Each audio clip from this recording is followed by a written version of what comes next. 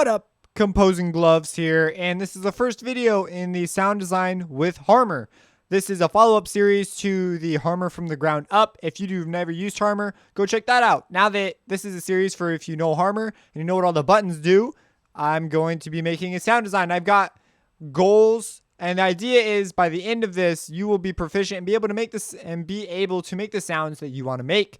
So let's get to it. This first one, so I have like a whole bunch. Like I have different types of bass sounds, different types of lead sounds, ideas about layering, things like that. So this first sound is going to be how to make a sub bass. It's pretty simple, really simple sound, but you know, there's a variety of ways to do it in Harmor. We're going to talk about two main ways you can do it. So it should be a pretty short video. Sub bass is one of those things that you're going to need in your track, and you're often going to need it the most. And I use Harmor to do it because it's the easiest to do it with, in my opinion.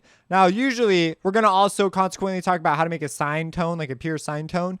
But usually in Harmor, I end up wanting to make bass, and I know I'm only going to be needing these ranges down here, right? That's all I'm going to need. I'm not going to be playing some sub bass way up there. So the very first thing you can do is you can just open up Harmor and turn the filter all the way on, and you have an instant sub bass, but not so much because it's filtering out that low end. If you turn your width up, you might get that down there, but we don't want that. So we want our width down, and we turn our sub frequencies on, and we get our sub bass. And you can turn on protection to protect your sub bass.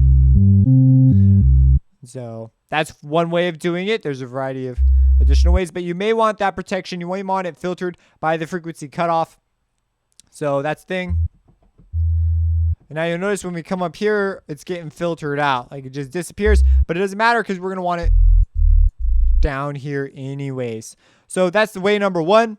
That's my most common way because it's just the fastest. But if I come over here to hit default again, there's one other way. Well, there's more ways than this, but if we come over here, we'll go to our timbre harmonic level, and here's all our options here. Harmonically speaking, we can take this down. So right now we could just remove these harmonics. Make sure your mix is on this side. You see our shapes beginning to change, and we're filtering out this top end, and we want only the first harmonic. Now it's just a sine tone. If you've ever wanted to make this.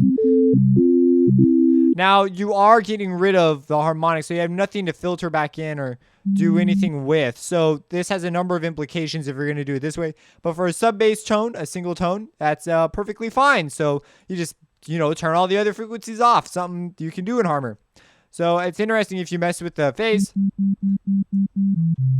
because, well, it changes the phase of the sine wave. Not a very noticeable thing, so I guess it's not that interesting. But that's what you do, and then you can just play really low notes. So, and you have your sub bass. Now, you might not be able to hear that if you are, that was pretty quick. You might not be able to hear that if you're listening on, junk speakers that don't produce subtones. So you may need better speakers or headphones or whatever it is, but it's there. And if I play up some higher notes, you should be able to hear that.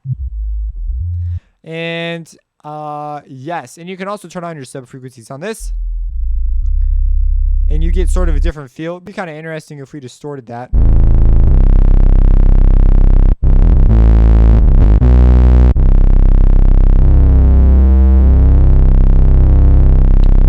That's interesting. So that is how you make a sub bass in Harmor. Really quick, really simple, but it is a necessary sound.